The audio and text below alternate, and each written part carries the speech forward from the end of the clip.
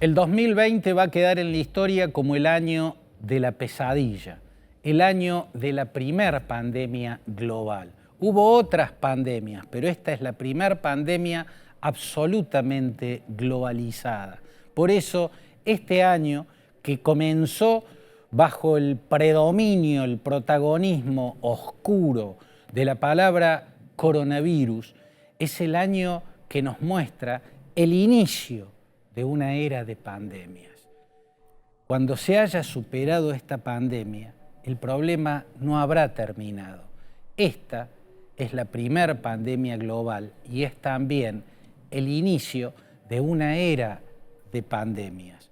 Por eso, lo que venga a renglón seguido mostrará si el hombre fue capaz de aprender de la lección y es capaz de cambiar lo que tiene que cambiar para sobrevivir a la nueva circunstancia, o si el hombre, el ser humano, es un ser incapaz de revertir una situación adversa como la que ya sabemos que se ha iniciado a partir de este momento.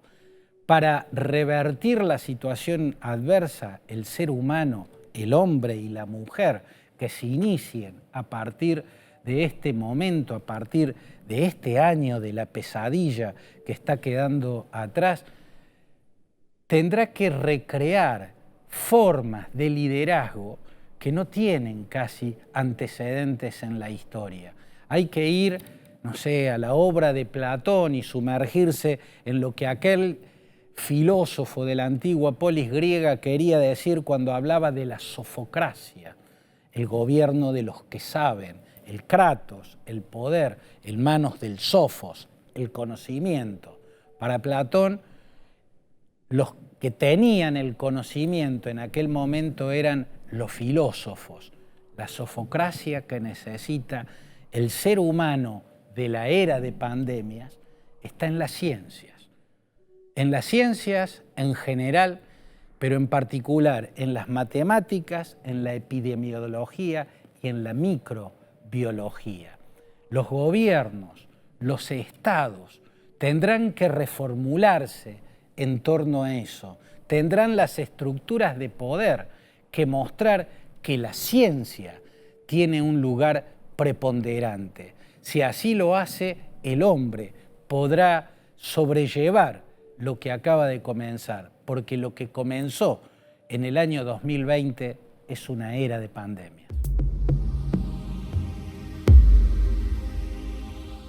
Mientras el mundo atravesaba la pesadilla de la pandemia, ocurrían otros hechos, algunos muy conflictivos. Acá haremos un resumen de los hechos conflictivos más significativos y el primero es este que estamos presentando, el asesinato del general Qasem Soleimani, jefe, comandante de la Fuerza Quds, que es una brigada de élite que pertenece a la Guardia Revolucionaria, que es una de las fuerzas más militares más poderosas de la República Islámica de Irán y remite directamente a la máxima autoridad que allí es el líder religioso, el ayatollah Ali Khamenei. Por lo tanto, Qasem Soleimani era una figura de altísimo nivel en la teocracia persa y como general era un estratega brillante.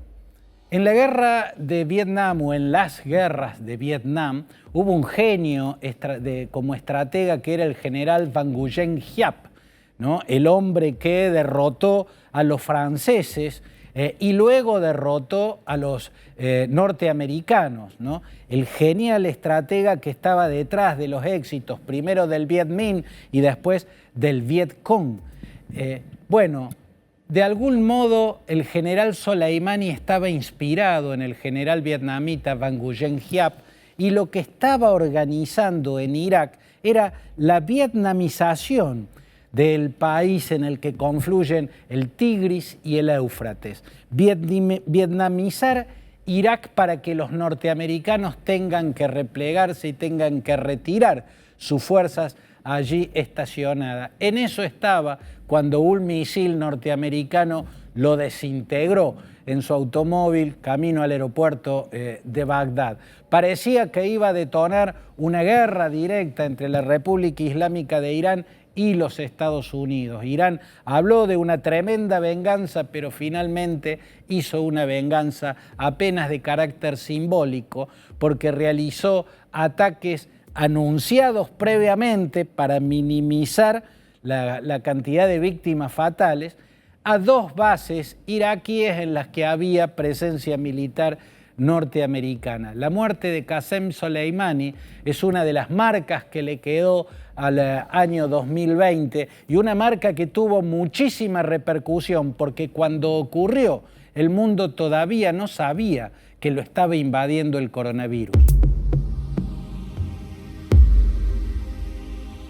Otra noticia que sacudió al mundo en el año 2020 fue la tremenda explosión que devastó el centro de Beirut, la capital libanesa.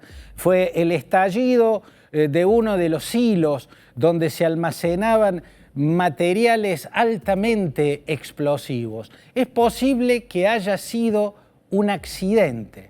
No se puede descartar que haya sido un atentado, pero es posible que haya sido un accidente. Aún habiendo sido un accidente, la pregunta es, ¿cómo puede haber almacenada semejante cantidad de material explosivo en el silo de un puerto que está en el corazón mismo de una ciudad como es la capital libanesa?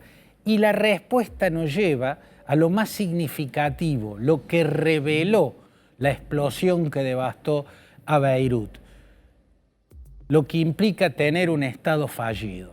El Líbano lleva tiempo convertido en un Estado fallido. Si esa explosión fue por un atentado, al atentado lo cometió Hezbollah para presionar a los otros poderes u otros poderes para presionar a Hezbollah. Pero en cualquier caso, si fue un atentado, el nombre de Hezbollah está, o como autor o como blanco, pero está.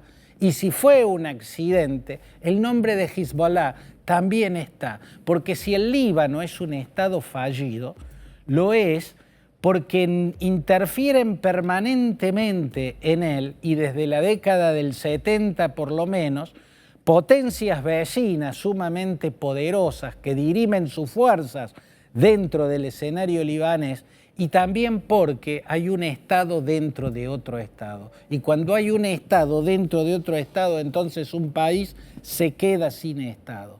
Hezbollah es un aparato político militar de la minoría chiita, que es una de las comunidades religiosas que hay en el Líbano. Pero ese aparato militar que tiene su propio liderazgo, el jeque Hassan Nasrallah, es un Estado dentro de otro Estado. De hecho, tiene su propio ejército.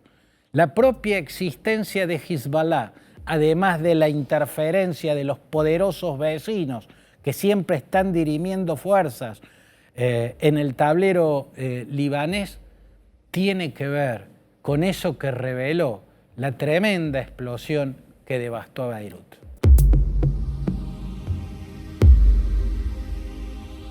Otro de los conflictos que marcó el año 2020 en la historia ocurrió al sur del Cáucaso, entre el Mar Caspio y el Mar Negro, cuando el ejército de Azerbaiyán atacó a los armenios de Nagorno-Karabaj y entró en guerra también contra el ejército de la República de Armenia. Fueron varias semanas de guerra, una guerra que ocurrió detrás de esa cortina que parecía taparlo todo, que era la pandemia. La pandemia impidió que el mundo tomara conciencia de lo que ocurría allí, al sur del Cáucaso, en esa región que se llama Transcaucasia. Y no solo fue terrible la guerra en sí, sino el resultado de la guerra. El mundo, me da la impresión, no se ha dado cuenta, no ha tomado conciencia del peligro en el que quedó una población, la población armenia, a partir del resultado de esa guerra. Los armenios habitan esas tierras desde tiempos inmemoriales, igual que los pueblos turcomanos, que son sus vecinos. Pero la historia armenia está signada por tragedias. Para no irnos tan lejos en la historia, veamos cómo sobre finales del siglo XIX, en los tiempos del sultán Abdulhamid II, empezaron a cometerse masacres contra los armenios, tanto en Anatolia, que es hoy la Turquía oriental, la Turquía centroasiática, como en Transcaucasia, el territorio que se expande entre el Mar Caspio y el Mar Negro al sur de la cordillera del Cáucaso.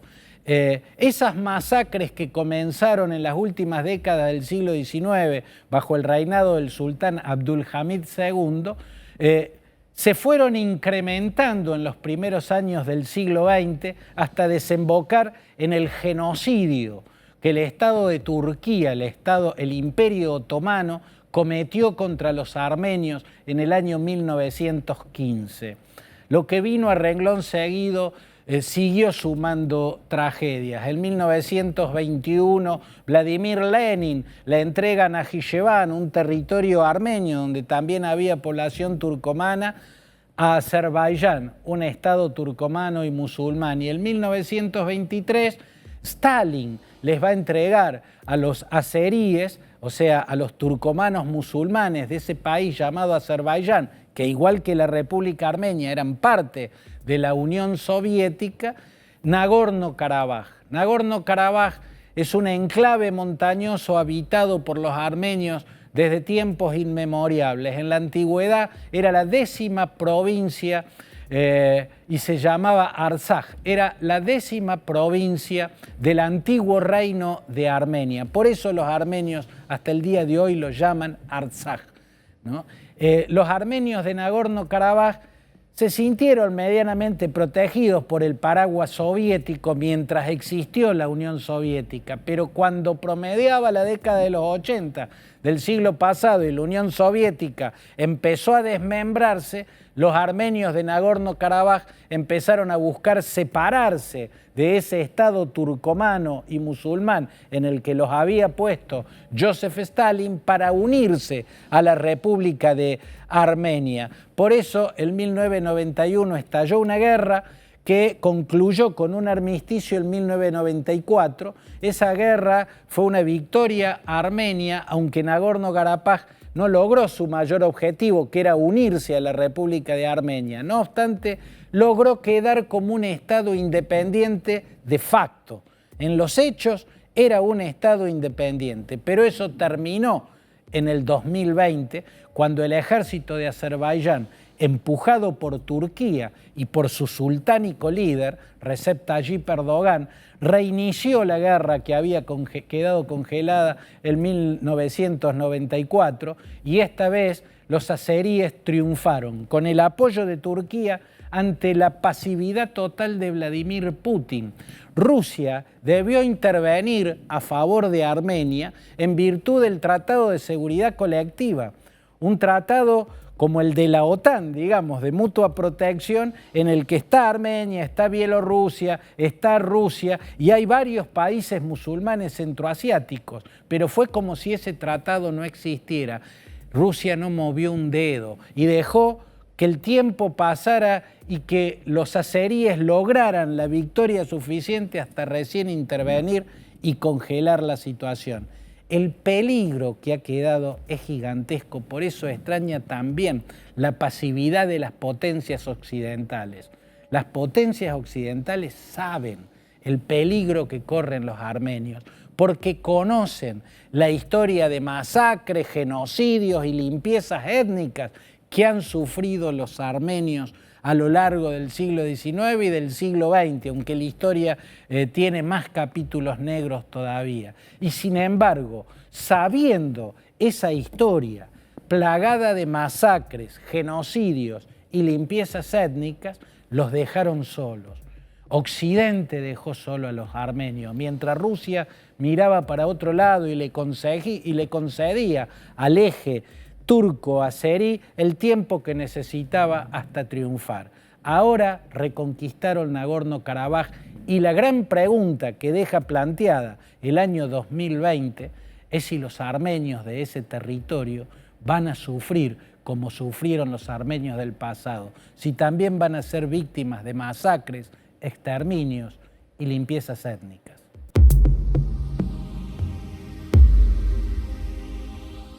George Floyd no fue el primer afroamericano asesinado por la brutalidad de la policía racista o de los policías norteamericanos que son racistas. Sin embargo, otros crímenes no provocaron el nivel de protestas que provocó ese asesinato policial en Minneapolis. ¿Por qué? Porque esta vez en la Casa Blanca había una persona que no ocultaba demasiado su racismo, Donald John Trump. Y la postal con la que concluye el año 2020 es la postal de Donald John Trump derrotado, Donald John Trump fracasando y Donald John Trump negando la realidad. Fracasando porque lo normal es que quienes están en la presidencia de los Estados Unidos y van por la reelección ganan.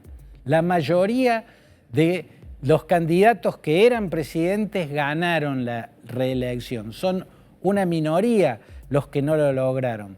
Herbert Hoover en la década del 30 del siglo XX, Gerald Ford en la década del 70, Jimmy Carter en los 80, George Herbert Walker Bush o Bush padre, posterior a Jimmy Carter en los 90. Lo normal es que quien está en la presidencia y todavía tiene la posibilidad de reelección va por ella y la gana. Trump no lo logró.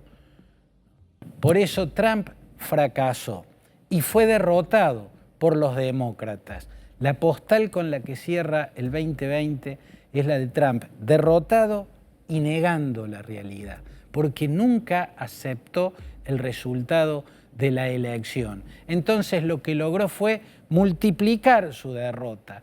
Perdió en el voto directo de los ciudadanos por más de 7 millones de sufragios, perdió en el colegio electoral con una diferencia también muy abultada, perdió en todos los estrados judiciales en los que llevó la denuncia de que hubo un fraude masivo en su contra, intentó revertir el resultado en Pensilvania, en Georgia, en Arkansas, y en todos esos países donde presentó la denuncia de fraude, la justicia desestimó por carente de pruebas y de argumentos esa denuncia. Entonces llevó su denuncia de fraude masivo a la Corte Suprema de Justicia, donde tenía esperanza de ganar porque la había dejado desequilibrada al nombrar recientemente a Connie Barrett, una jueza ultraconservadora, en el asiento que había dejado libre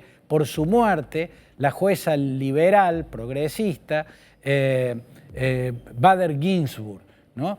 Aún con la Corte Suprema desequilibrada en favor de los ultraconservadores, esa Corte Suprema le dijo a la denuncia de Trump que era una patraña absurda.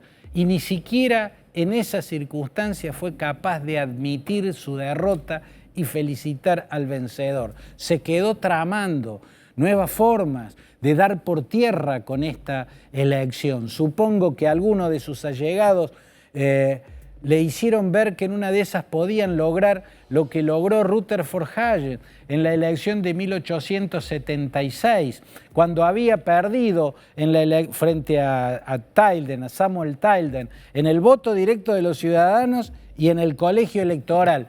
Pero en el Congreso, el 6 de enero, cuando en la sesión conjunta ambas cámaras tienen que aceptar o rechazar la decisión del colegio electoral, Rutherford Hayes logró demostrarle al Congreso que había una trampa en esa elección. Pero esa trampa fue demostrada, además era visible, gigantesca. En muchos estados del sur, Tilden, en la boleta del Tilden usaron los símbolos del otro partido. Entonces hubo una inducción engañosa en la votación. y millones de personas votaron por un candidato engañado por esa trampa urdida en las boletas. Por eso la elección de 1876 tuvo el extraño resultado que tuvo. Un candidato ganó en el voto directo y ganó en el colegio electoral, pero el Congreso le terminó dando la victoria al otro. En esta ocasión no existe ninguna razón para que el Congreso tome una decisión similar. Por eso, la postal con la que termina el año 2020 es la de Donald Trump, el hombre que negó el calentamiento global, el hombre que negó el peligro de la pandemia, la peligrosidad del coronavirus, terminó negando también la realidad.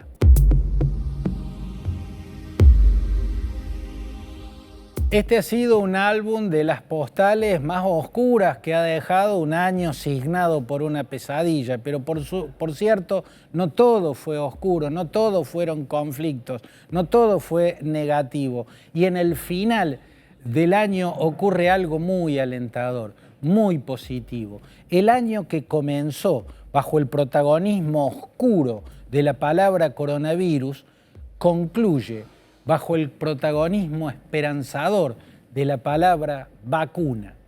En los primeros meses del 2020, la palabra coronavirus, con toda su oscuridad, reinaba. En los últimos días del año 2020, la que reina es la palabra vacuna. La gran pregunta es, ¿el ser humano que logre superar vacuna mediante esta pandemia se relajará y creerá que puede seguir su vida anterior, que la historia puede recontinuar tal como iba, o entenderá que lo que ha comenzado es una era de pandemias y que la ciencia tiene armas para sobrellevar el tiempo que viene, pero que se necesitan cambios muy, muy grandes en todos los órdenes y en todas las estructuras?